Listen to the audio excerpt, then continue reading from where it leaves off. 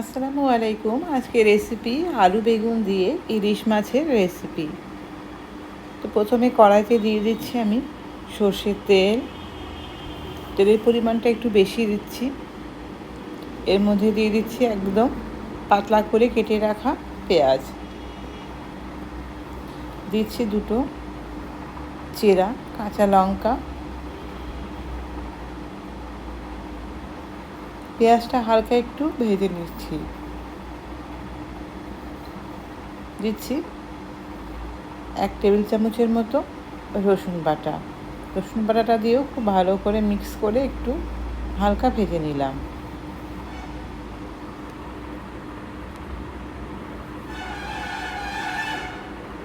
এখন দিয়ে দিচ্ছি এর মধ্যে সামান্য একটু পানি, তাহলে মশলাটা খুব ভালো ইজিলি গলে যাবে। দিয়ে দিচ্ছি এর মধ্যে স্বাদ মতো লবণ, দিয়ে দিচ্ছি হলুদ, ধনের গুঁড়ো, জিরের গুঁড়ো আর দিয়ে দিচ্ছি কাশ্মীরি লাল লঙ্কার গুঁড়ো। এখন খুব ভালো করে গুঁড়ো মশলাগুলো মিক্স করে নিচ্ছি।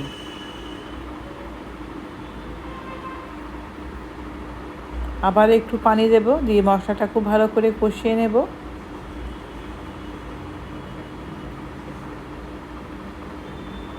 মশলা থেকে তেল ছাড়তে শুরু করেছে। এখন এর মধ্যে দিয়ে দেব ইলিশ মাছগুলো। মাছে আমি কোনো রকম লবণ বা হলুদ কিছুই মাখাইনি। মাছগুলো ধুয়ে আমি এখানে অ্যাড করে দিলাম।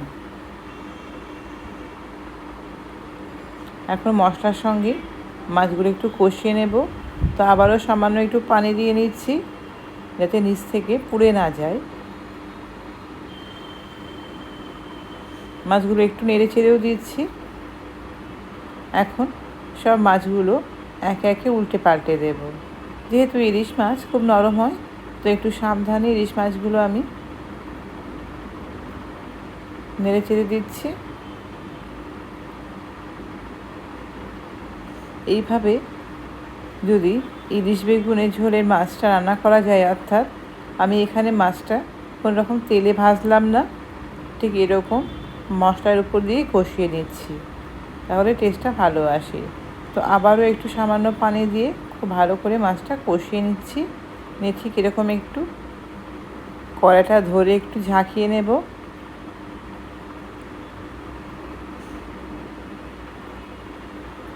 তো এখন মাছগুলো আমি এই মশলা থেকে তুলে নিচ্ছি।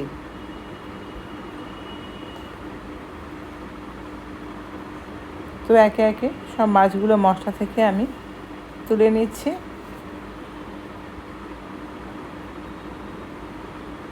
এই ওয়েতে একবার ইলিশ বেগুনের রেসিপিটা তৈরি করবে, খেতে কিন্তু দারুণ টেস্ট হবে। তো মাছগুলো তুলে নিয়েছি।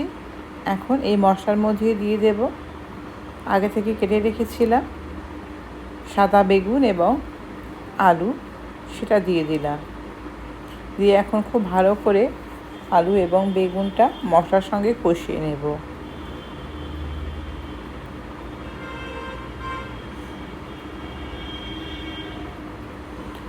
শুধু এখানে অ্যাড করছি একটু লবণ, কারণ আমি আগেই সব মশলা অ্যাড করে দিয়েছিলাম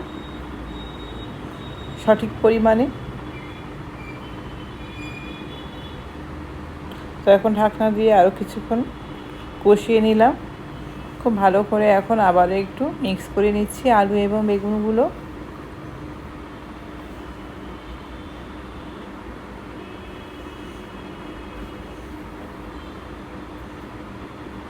আলু এবং বেগুনগুলো খুব ভালো করে কষানো হয়ে গেছে। এখন এর মধ্যে দিয়ে দেব ঝোলের জন্য পরিমাণ মতো পানি।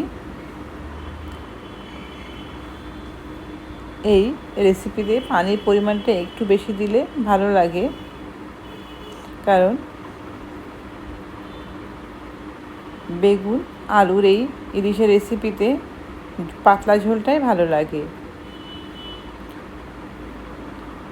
তো এখন দিয়ে দিচ্ছি যে মাছগুলো তুলে রেখেছিলাম মশলা থেকে, সেই মাছগুলো ওপর থেকে দিয়ে দিচ্ছি।